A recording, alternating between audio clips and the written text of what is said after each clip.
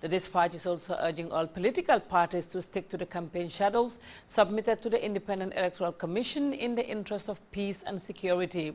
The said laws are to be respected throughout the campaign on polling day and after the announcement of the election results, it ends. The Central Bank of the Gambia is moving to modernize the Gambia's payments clearing and settlement system.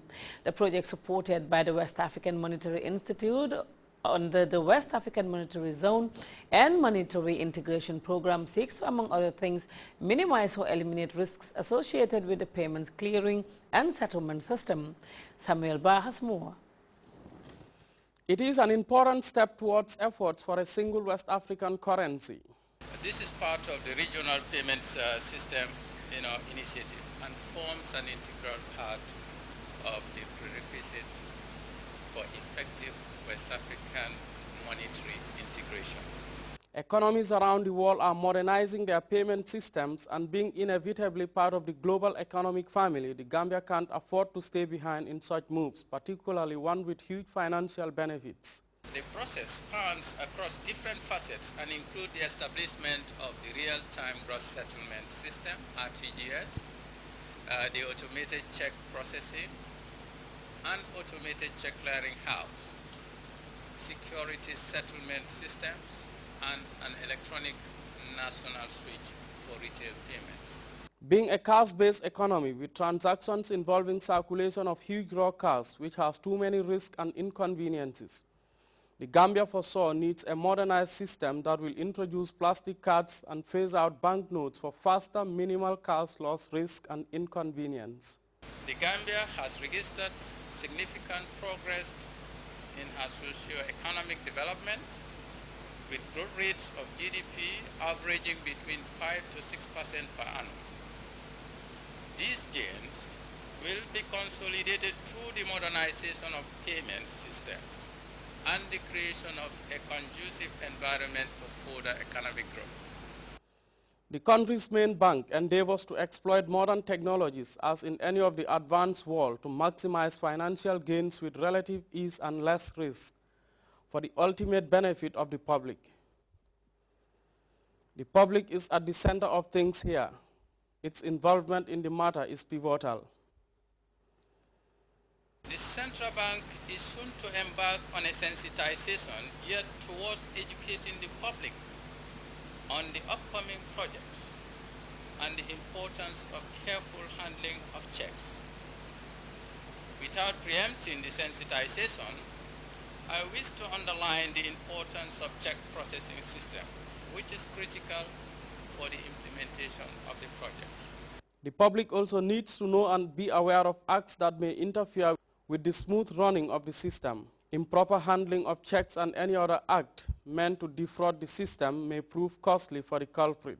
The new system, understood to present the fastest and most secure mode of clearing checks through digital means, when fully operational, will lower costs, make payments and settlements more accurate, and pave way for increased financial innovations in the country. Samuel Ba, GRTS. You can follow that story and other GRTS programs live on www.grts.gm. There you can also monitor GRTS Radio live. Time now to take our first break. We'll be right back. Stay tuned in.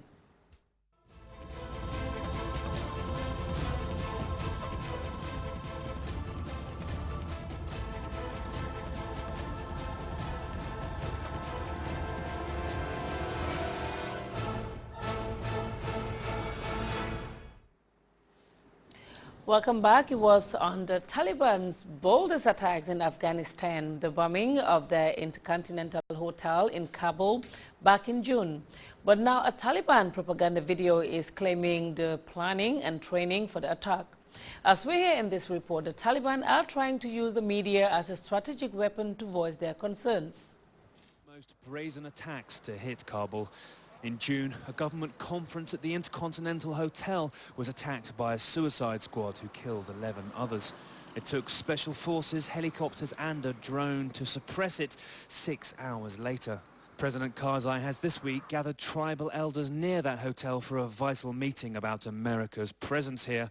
But now CNN has gained a unique insight into how that raid was planned. The Taliban have posted online a lengthy propaganda video, they say, about the 7 men behind that attack. This is a display, what they want us to see of their skills and planning. CNN can't prove it's genuine, only that it shows how sophisticated their message and media are after a decade of war. An ambush somewhere else seems to let insurgents steal military uniforms. One hotel attacker speaks of his wish to die. My message is life is too short, he says. You can die of cancer or a car accident. If you want God's blessing, be a suicide attacker. The preparations are elaborate. Here they sit, we think only the faces of the dead visible in front of a model of the hotel discussing tactics. Those of you with machine guns and rocket-propelled grenades, the tutor says, get on the roof and use it as a control tower so the enemy can't enter easily. Then there's footage of the attack itself. In a war about perception of victory, the Taliban have an increasingly sophisticated voice.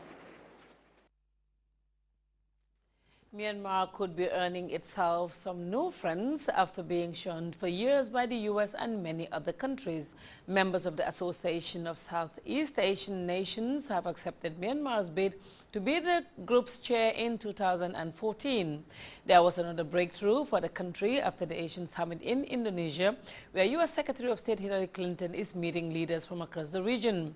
Secretary of State Hillary Clinton has been speaking to CNN about the prospects of working once again with Myanmar.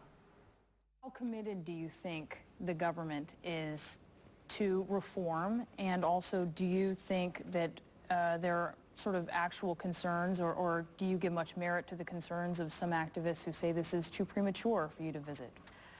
Well, one of the reasons that I'm going is to test what the true intentions are and whether there is a commitment to both economic and political reform. I've talked to Aung San Suu Kyi, the president has. We've had many interactions with her through top officials, along with others.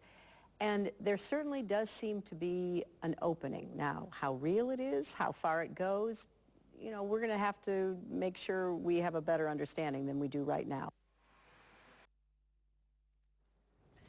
And now we take a look at sports. U.S. Major League Soccer is gearing up for its showpiece final on Sunday as Houston Dynamos take on Los Angeles Galaxy. As ever, much attention will be on David Beckham. The former Manchester United and Real Madrid star made his move to Galaxy in 2007. The MLS was still in its infancy then and trying to find a foothold with audiences. Beckham's arrival was supposed to change all that, and it's fair to say his high-profile move to LA was a headline grabber from the start. Well, before we go, a reminder of our headlines. Candidates vying for the country's top job are wooing the electorate with promises of priority projects capable of bettering their lot. Officials of Gulf Energy have been briefing Vice President Jai Saidi on the energy firm's gamut of projects in the Gambia. The Central Bank of the Gambia is seeking to acquaint stakeholders with the automated check processing and real-time gross settlement system. Myanmar is gearing up to return to the fold after languishing in diplomatic isolation for years. The Taliban have claimed responsibility for the planning of the audacious attack on the Intercontinental Hotel in Kabul. Well, you can follow that story and other GRTS programs live on www.grts.gm. There you can also monitor GRTS Radio live. That's all in the news. Thank you very much for your time, and Sweet Assistance is coming up next.